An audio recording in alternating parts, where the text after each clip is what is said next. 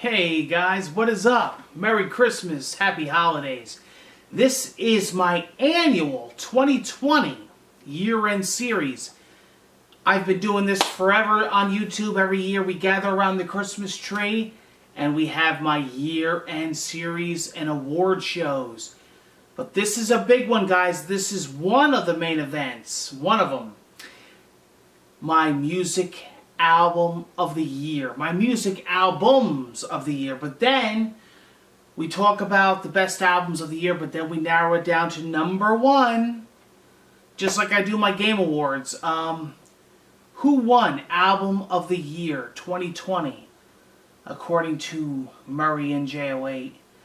A lot of thought goes into this, guys. A lot of thought. A lot of serious review. A lot of sitting down. A lot of thinking. Starting from January right to December. And here's the thing, guys. I am probably one of the most qualified for this. Same as my game awards. I play everything for my game awards, and I listen to everything for my music awards. I listen to everything, and I buy everything. I probably bought almost 1,000 CDs this year, music albums. I mean, whatever came out this year in every genre. I'm talking metal, the craziest of metal, underground metal, every genre of metal, rock, hard rock, hip-hop, rap, jazz, classical, rock, indie, pop, country. If it's music, I listened to it and I heard it in whatever type of form of music that came out this year. You know, this isn't just metal album of the year. It's just my favorite genre and it's mostly what I listen to. But I could do subcategories and do a separate video for every genre. To me, music is music. You know, I have a binder and one page is the Beatles. The next page is Cannibal Corpse. I've always been like that. To me, music is music. It depends on what mood you're in. So, I've listened to everything this year, and I've been making notes since January. And the winner of this year is something that I've felt for a while now, and I pretty much had it in stone for a while now. And it stuck with me for a while, and I gave some others a chance, and some others came awfully close. But you know, you always go with your gut and your instincts, and at the end of the year, you know, you take everything and you listen to it and you do your review and you look at everything on the table, just like I do my game awards, and it still sits with you and it still says, hey, listen, this is standout. Then you got to go with it. What did you have on repeat most of the year? What did you listen to the most? Like over and over again. What stuck with you? What stood out? What was catchy? What had an impact on you the first time you listened to it and you were like, holy crap, this is an amazing album. That's your winner. What stood out and why from the rest? And it's got to be not based on what other people are saying. It's not based on the popular, you know, everybody does this or everybody goes with this or listens to this. And no. It's you. It's got to be from you. You got to feel it. It's got to be deep within you. And I felt this way about this album, this particular album. And I'm going to get to it. And those of you that have been following probably know what album I'm talking about because I've done nothing since early in the year. Album's been out a while, which is why I had a lot of time with it to really think about how I actually think this album is beyond incredible. I've said it before, I'm saying it now, and I had a feeling I would. And I had a lot of albums in between to listen to, and I had a lot of albums to judge it against. Of other genres. let's get into my CDs here, and I'm going to take them off my list as I get across them so I don't get confused here. Eminem had this album out this year, Music to be Murdered By. It had like that old Alfred Hitchcock album cover. Big fan of Eminem, seen him a shitload of times in concert. One of my favorite artists of all time, one of my favorite rappers. His classic stuff is second to none. But I thought this album was really good. These are in no particular order except for the winner, by the way. Well, maybe except for the last few, but I'll let you know. But this was definitely one to stand out I wanted to talk about on my show here. Just think, I listened to hundreds and hundreds of albums this year, and this is just the top whatever that made the cut to talk about. So these are really something special. Some of these are going to be obvious and some are not. I thought Eminem did a great job on this album. I really did think it was a return to forms. He had some really great bangers on this album. I went back to it from time to time, so I really, really liked it. Deep Purple, Whoosh. Love Deep Purple, and I thought this album was fantastic. I really, really, really liked this album a lot. Catchy. Some songs on this album were catchy. Deep Purple had some hits on this album. I can't believe how long this band's been around, and definitely some lineup changes through the years, but wow. Great album. Great album. Devil Driver. They had a great one. The new Devil Driver. I talked to a lot of people, and a lot of people weren't crazy about it. Believe it or not, I don't know what it was. Some people were like, oh, Dez, he wasn't as hard as he used to be, and it didn't hit me as hard. I don't know. I felt the complete opposite. I felt it right away. You can usually tell when you first hear an album and it hits you a certain way. I thought it was a great album, and I thought Devil Driver did a really good job here. My personal opinion.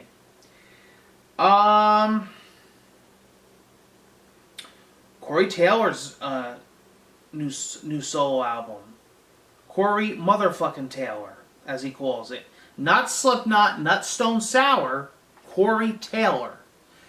A great mix. I mean, everything from like funky hip-hop-ish groove music to straight up hard rock to ballady hard rock like we've seen in Stone Sour to heavy like Slipknot-ish.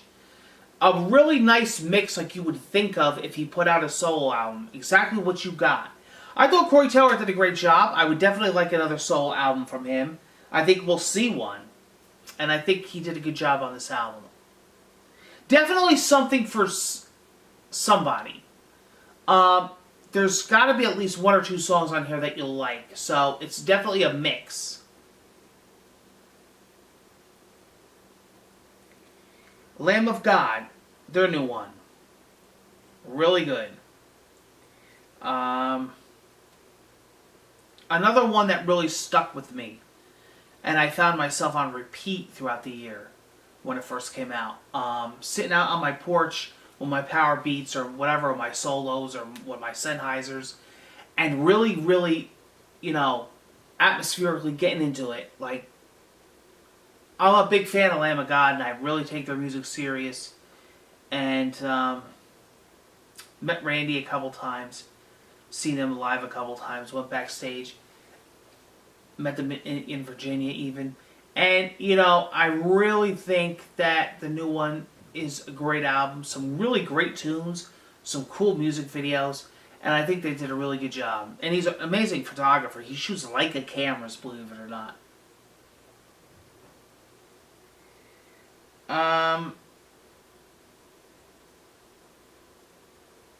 We're getting down to some good ones here. Taylor Swift, Folklore.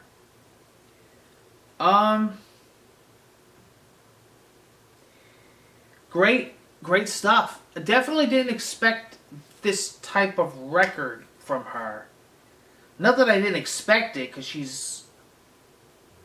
she's definitely well equipped of the sound. I was just expecting something different.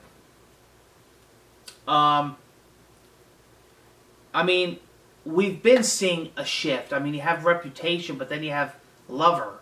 which was almost like a return to form. But then you have Folklore, which is like almost classic Taylor Swift. I really like this album. You know, this album was a really cool, chill album, but well done. Atmospheric. To me, if Taylor Swift stayed in this direction, it would be fine. I would be fine with it. People that criticized it are more into her radio-friendly, pop-friendly, you know, groovy kind of singles. Now, I think I prefer this. I definitely prefer this, a Cardigan, the piano style. You know, I could just see her playing these kind of songs and just... Hey guys, what is up? What is up, everyone? That's what happens when you video edit on your computer at the same time as recording. I definitely could see Taylor Swift staying with this style, and I would be fine with it. But she mixes it up. You never know what's going to happen on her next album. And you know what? I like that about her. She keeps you on edge. You never expect the same kind of album from her. It depends on the mood. Don't forget, she did this during a pandemic. She did this during quarantine and lockdown. Very different than maybe what she would have done. I thought it was great. I thought she did a good job on the album. Testament, Titans of Creation. What a freaking amazing album. At one point, I thought this could have been my album of the year. It had that song, Children of the Next Level, which was actually about Hale-Bopp and the Comet and the Cult, Heaven's Gate. Really, really, really awesome album. Testament is just a freaking kick-ass thrash metal band. To me, this was the year of thrash metal. The year of newer thrash metal bands also. But I thought that this Testament album was a return to form also for Testament. Not that they ever really went off of form, but I thought this was more like an old school Testament album with some newer elements mixed in. Great album. In my opinion, this was a kick-ass album, and it could have been... I'm sure it's album of the year for many people. And rightfully so.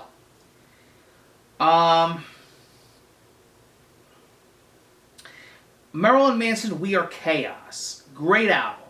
Big fan of Manson, but maybe I'm biased because I'm obsessed with anything he does. But one of my favorite albums recently from him, I mean, he's got the classics that are untouchable, was Pale Emperor. And Heaven Upside Down was good. And actually, to be honest with you, it was heavier. A lot heavier than Pale Emperor. But for some reason, Pale Emperor stood with me more. I like my Marilyn Manson heavy because I'm the old school Manson. But Pale Emperor, for some reason, it stood with me. It was like catchy and the songs really stood out to me. And to me, We Are Chaos did that as well. In a little bit of a different way.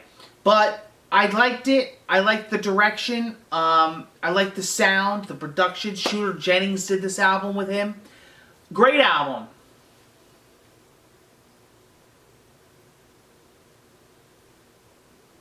Deftones, Ohms. Great album. To me, this is a return to form. To me, this was the Deftones that I've been waiting for. I mean, Gore was good, but to me, this was what I've been waiting for Deftones. When I first heard that first single, I said, this is the Deftones I want. Now they're doing, I already heard a pre-release of it, but it was the White Pony remaster, which is phenomenal, but the White Pony remix album, Black Stallion. Oh my God. Those songs are just, I heard Passenger with Maynard. Oh my God. Wow. Like, they just re-brought these songs to life again. But, great Deftones album. One of my top of the year. One of the top. And again, I could definitely see this being album of the year for a lot of people. Catatonia, City Burials. At one point, this was my album of the year. This is another phenomenal album. This is this is another atmospheric freaking mind trip album that I just absolutely enjoyed. As soon as I saw the first music video. Catatonia, one of my favorite bands. I absolutely love Catatonia. They can do no wrong. They're one of them bands. They're definitely one of them bands. Love them. Greg Puciato, also known as the lead singer from the band Dillinger Escape Plan, which is actually a band from New Jersey. Representing Dillinger. What a freaking heavy band. But Greg went off on his own, and oh my god, you want to talk about freaking insane. I mean, insane as in insane like Dillinger, but then you got songs that are completely different. But perfect. Just so you know, we have 2 albums left after this. So this is top 3 of the year. And at one point, this almost could have been my number 1. That's how good this was. And this came out of nowhere. This was like something that, and not that it wasn't on my radar, but it was like, it came in out of nowhere and boom, punched me in the face. And I was like, dude, this is like fucking Trent Reznor, 9 Inch Nails kind of industrial vibe. Like The Fragile meets like Downward Spiral meets classic like fucking Dillinger Escape Plan, like Between the Buried and Me. Dude, I mean, I'm not kidding when I say this. It's like a mix of all those. And really, really good. Good stuff. Good stuff. Great album. Check it out. And number 2, My Dying Bride, Ghost of Orion. I'm sorry. Your Broken Shore is one of my songs of the year. I'm sorry. It just is. I can't get that song out of my head. I can't get that music video out of my head. My Dying Bride killed it this year and could have been, if it wasn't for this last one, album of the year. And ladies and gentlemen, without further ado, I have to give album of the year that, and you're going to be surprised because it's not an obvious or common one, Demons and Wizards. The album title is 3. It is Hansi Kirsch and Schaefer from Iced Earth, 2 of my favorite musicians, Blind Guardian and Iced Earth. They formed a supergroup, Demons and Wizards. This is their 3rd album. And I don't know what it is about this album, but this album did something to me that not only is my album of the year, but it did something to me. Hansi's vocals and John Schaefer's amazing guitar. I mean, the best of Iced Earth and the best of Blind Guardian. I mean, a true supergroup. But this album did something where it could be my album of the decade. And I don't know what it is about this album. I really don't. I can't really put a pin on it. A lot of people through the months have asked me, because I've been vocal about it, Sean, what is it with this album that it's like you're obsessed with? Like on the metal forums and everything? I don't know. I don't know. Every fucking song is a masterpiece. Every song could be a single. Every song is an epic story and an epic tale. And I probably listened to this album about 600 times this year. All the way through. Not skipping. Wolves of Winter is Song of the Year.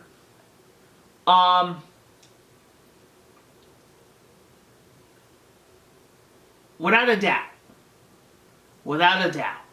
Wolves of Winter is definitely Song of the Year. What's the other one that I like? Timeless Spirit? Let me get a track listing.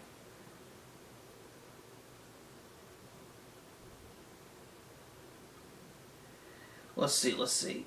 I gotta get a track listing for this puppy because the other one too is one of my favorite songs of all time. Kane, Father Kane.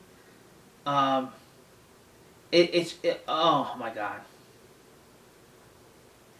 And like people reviewed it like other 8 out of 10, which is all good scores, but I'm sorry.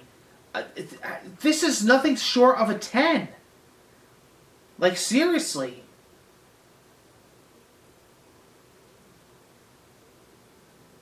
I'm going to get a track listing because I want to go over the songs. Here. Oh yeah, Diabolic. But here, Final Warning, Timeless Spirit, two of the best songs. Children of Cain, one of the songs of the year. Final Warning, then there's another version of Children of Cain, which is just as good. Like a demo version. Wolves in Winter, what a music video.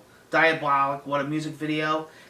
I love the end of that, how it gets real melodic. This album is just something that I don't know what it is. If you are at all a fan of Iced Earth and Blind Guardian, or even if you're not, if you're a fan of power metal, or music in general, or rock, or metal, this album is like, vocally, it's insane. Guitar and drums and instruments, it's insane. And it's just so well made and so well thought out that this is just a fantastic album, in my opinion. It just is. And it's album of the year, and I loved it, and nothing topped it. And I still go back at least a couple times a week and listen to this album. If I'm just doing housework or I'm just chilling, the album's playing.